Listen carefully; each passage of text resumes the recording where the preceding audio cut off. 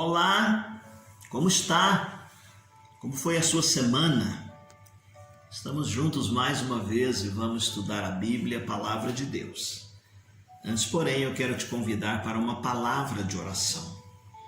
Querido Deus e amado Pai, obrigado pela semana que estamos vivendo. Obrigado pelo dia que o Senhor nos concede.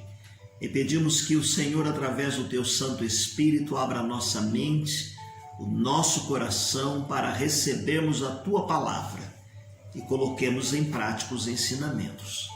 É a oração que nós fazemos no nome de Jesus. Amém. Muito bem, meus queridos irmãos, nós estamos então falando no livro do Apocalipse. Já vimos aí 3 ou 4 encontros em que tratamos de vários momentos importantíssimos retratados nesse livro tão maravilhoso. É o livro do descortinamento, o livro do descortinamento. E nós combinamos que hoje nós estaríamos fazendo aquela aplicação que nós fazemos sempre que chegamos no final do estudo de cada livro da Bíblia que fizemos, nós trazemos a mensagem do livro para hoje. A mensagem do livro para hoje. Então, quais seriam as mensagens? Pelo menos 4 mensagens do Apocalipse para hoje. A primeira delas é muito forte e muito marcante. Deus continua no controle da história. Deus continua no controle da história. Apesar do aparente triunfo do mal, Deus continua no controle da história. Ele não abdicou em nenhum momento da sua soberania. Soberania esta que ele exerce com amor para o bem dos seus filhos. E aqui nós vemos que aparecem 2 expressões que estão ligadas ao atributo de Deus, atributos comunicáveis. Nós temos atributos incomunicáveis e nós temos atributos comunicáveis de Deus. Pelo menos 2 aqui aparecem nesse momento que nós acabamos de citar. O que seriam então esses atributos comunicáveis? São aqueles que se encontram no homem, na medida em que Deus, no grau em que Deus concede, a mesma coisa que está em Deus, Deus concedeu ao homem.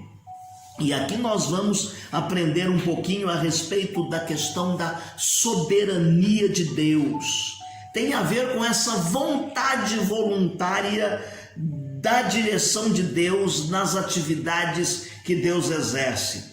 Deus é soberano porque Ele dirige Ele mesmo. Deus dirige a si próprio. Deus dirige as suas decisões, aquilo que Ele faz. Deus não é dirigido pelas situações e pelas circunstâncias. Quando nós vemos, por exemplo, a respeito de justiça, é um atributo aqui, meu querido irmão, que diz que Deus é aquele que, ao afirmar uma coisa, Ele cumpre dentro das suas próprias normas. Ele nunca vai ser culpado de infringir alguma lei ou alguma regra, porque Ele é soberano. A outra palavra que está aqui dentro deste atributo comunicável de Deus é o amor. Nós dizemos que Deus exerce a sua soberania em todo tempo, mas Ele a faz com amor. E aqui o amor é uma das expressões mais notáveis que nós encontramos a respeito de Deus. E Ele é amor, faz parte da sua essência. Mas de que maneira nós vemos este amor dentro da soberania de Deus? Através da misericórdia. Ele é misericordioso, a Bíblia diz que as misericórdias de Deus são a causa de não sermos consumidos. Novas são cada manhã, cada dia, grande é a fidelidade de Deus. Mas esta soberania que nós vemos a respeito do amor de Deus, nós vemos através da sua graça, da sua graça. E nós gostamos de definir a palavra graça como favor imerecido. Apesar de ser Deus soberano, nós não merecemos muitas coisas mas ele exerce a sua justiça, a sua soberania sobre nós, movido por um grande amor. Efésios capítulo 2, verso 8 e o verso de número 9, por exemplo, diz que pela graça nós somos salvos. Como disse Dietrich Bonhoeffer, não é uma graça barata, mas é uma graça cara. Já foi paga. Para nós ela chega graciosamente, mas o preço o Senhor Jesus pagou naquela cruz. Esta soberania de Deus se exerce através do amor quando nós vemos a sua longanimidade. Deus é longânimo. Uma vez foram falar com Pedro, dizendo assim: cadê Jesus que volta? Vocês estão dizendo que esse Jesus deve voltar e esse Jesus não vem. E aí Pedro diz assim: o Senhor não retarda a sua promessa, ainda que alguns a tenham por tardia, ele é longânimo, não querendo que nenhum de vós se perca, senão que todos venham ao arrependimento. Então, esse amor de Deus é exercido através da sua longanimidade, porque ele quer ver todos os homens salvos. Então, nesse primeiro momento, nós dizemos então que a lição para hoje é que Deus continua no controle. Deus dirige, governa todas as coisas pelo seu santo amor. A segunda lição que nós aprendemos aqui da mensagem de Apocalipse para hoje é que nós devemos estar prontos para a volta de Jesus e não ficarem especulando sobre o dia em que ele voltará. Alguns grupos religiosos manifestaram aí no decorrer dessa história, marcando data. E a sua teoria caiu por terra. Eu me lembro que quando adolescente havia a seguinte frase: 1000 chegará, 2000 não passará. E quando foi a virada do milênio ali no ano de 2000, foi complicado, tantas especulações. Diz que até a economia ia sofrer e as coisas iam acabar. Um dia chegaram para Jesus e disseram assim: Senhor, quando é que o Senhor vai fazer essas coisas acontecerem? E o Senhor Jesus Cristo diz assim: eu não sei nem o dia e nem a hora.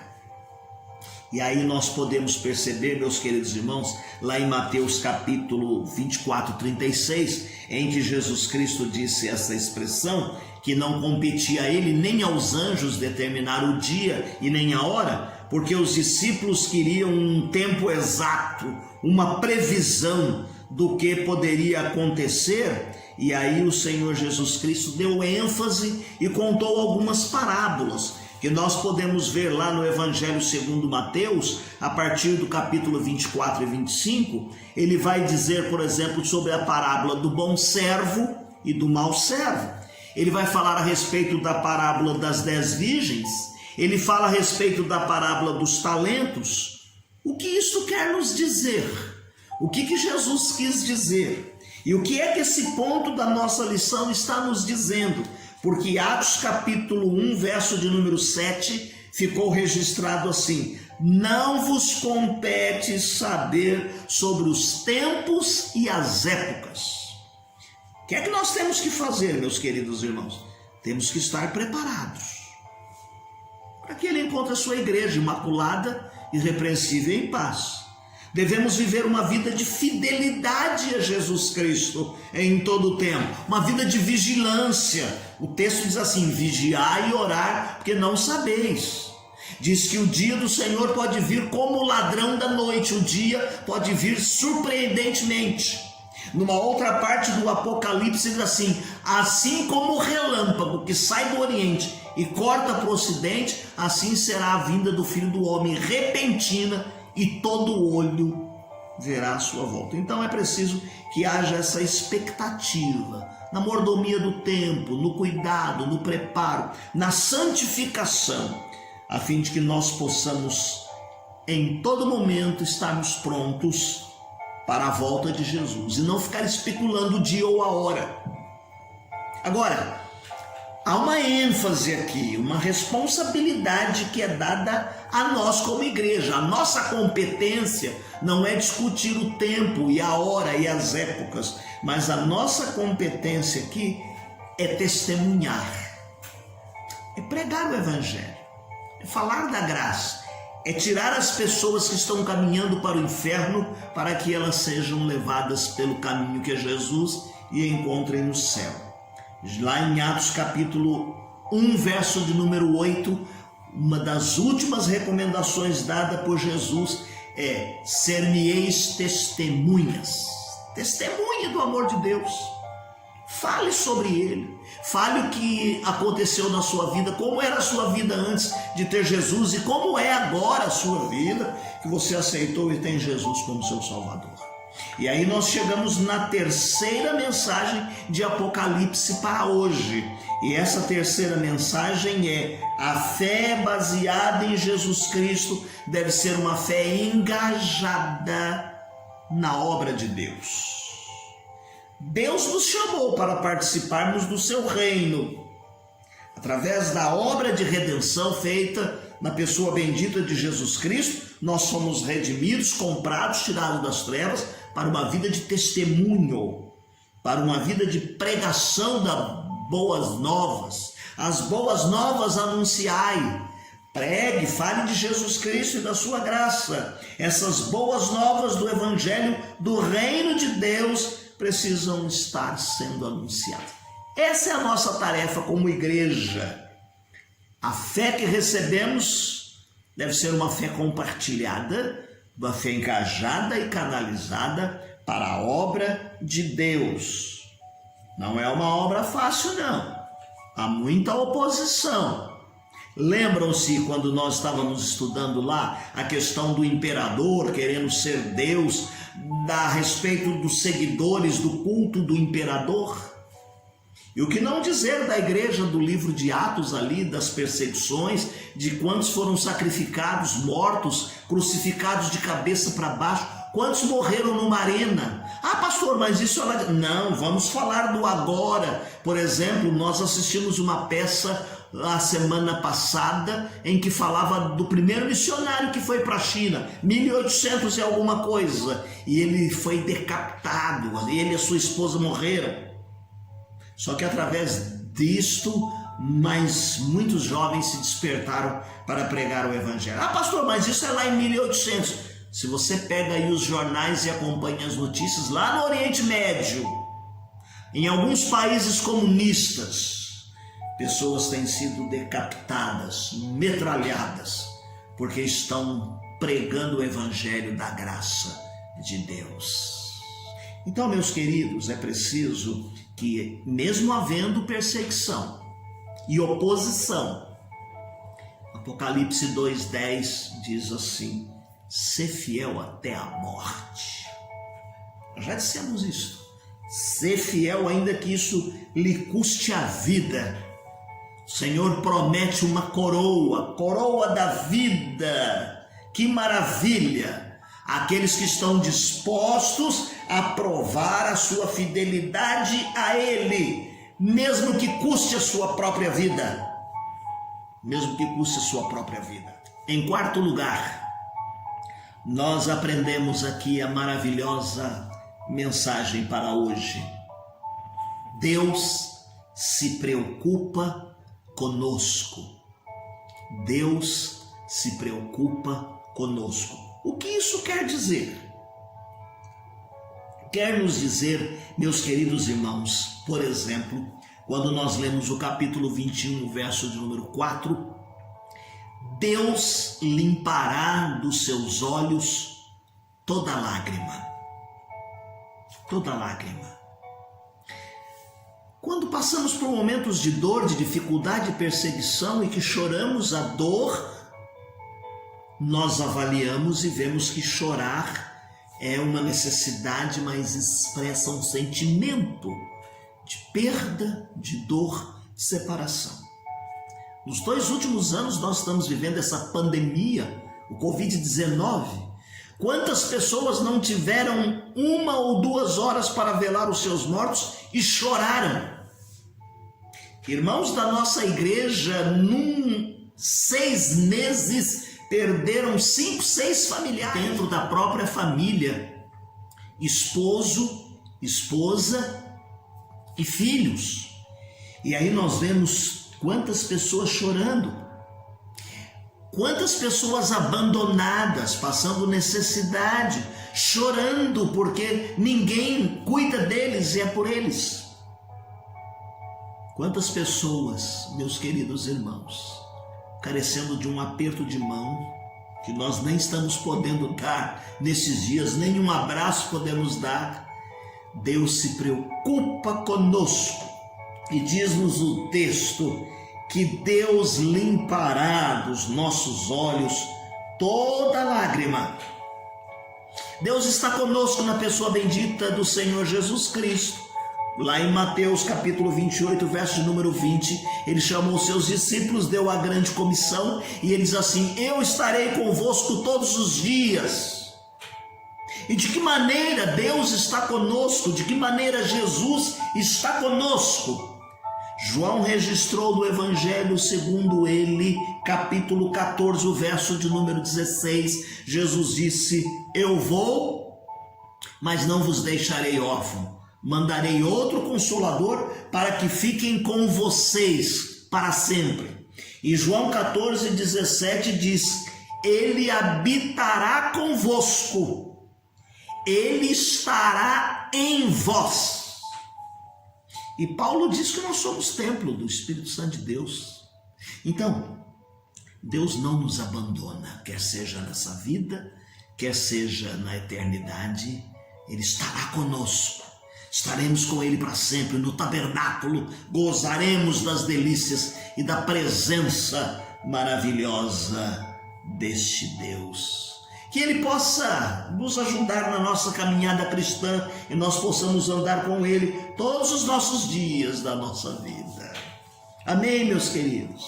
Então foi bom estarmos juntos estudando esse livro tão bom e tão maravilhoso, o Apocalipse, que é o descortinamento ordenado e racional de Cristo e de sua vitória sobre Satanás, sobre o pecado, sobre o sistema que controla o mundo. Apesar das contradições que a gente vê aqui na história, a vitória aparente do mal, mas nós vemos que Deus continua controlando a história. Ela está sob o controle de Deus e Ele é quem controla e Ele é quem vai dar a vitória ao seu povo. É uma vitória garantida. E aqui está a grande expectativa para nós. Nós aprendemos e estudamos o livro do Apocalipse, ele fala a respeito de Jesus Cristo. Quem tem ouvidos para ouvir, ouça. Guarde a palavra, o mandamento de Deus e coloque em prática. Relacione-se atualmente como igreja, reúna-se como povo de Deus, mas não fique com especulações. Viva de maneira que você viva uma vida imaculada, irrepreensível, preparando-se para a volta do Senhor Jesus Cristo. Diz a Bíblia que temos que estar prontos, todo olho verá quando Ele voltar. Ainda que algumas pessoas entrem em discussões aí sobre dispensacionalismo, sobre amilenismo, pré-milenismo histórico que nós estudamos aqui e definimos o nosso último encontro, nosso sentimento é de uma grande ênfase na expectativa da volta do Senhor Jesus. E agora Ele vai voltar, Ele virá nesta segunda vez, com poder e grande glória, e todos os salvos, todos os que creram nele, têm que ter esses motivos para regozijar no triunfo final do Senhor Jesus, o Cordeiro de Deus. E eu termino o nosso encontro lendo um hino de número 113 do cantor cristão, Dia glorioso. Regozijai-vos sim, ó crentes, o Senhor não tardará. Já vem o dia muito glorioso em que Cristo voltará. Estejamos prontos, jubilosos, prontos para receber. Regozijai-vos, sim, ó crentes, o Senhor não tardará. Já vem o dia glorioso em que Cristo voltará. Eis com milhares e milhares sobre as nuvens ele vem, e todos juntos entraremos com Jesus na glória além. Então será glorificado nos remidos o Senhor, e o mundo ficará pasmado, vendo a Cristo em seu fulgor. O dia triunfal de Cristo, quando lá do céu descer, estejamos prontos, jubilosos, o Senhor a receber. Regozijai-vos, sim, ó crentes, o Senhor não tardará. Já vem o dia muito glorioso em que Cristo voltará. Deus te abençoe. Não deixe de fazer a leitura diária que nós disponibilizamos no final desta transmissão. Que Deus te dê uma semana feliz, abençoada, repleta das bênçãos do Senhor.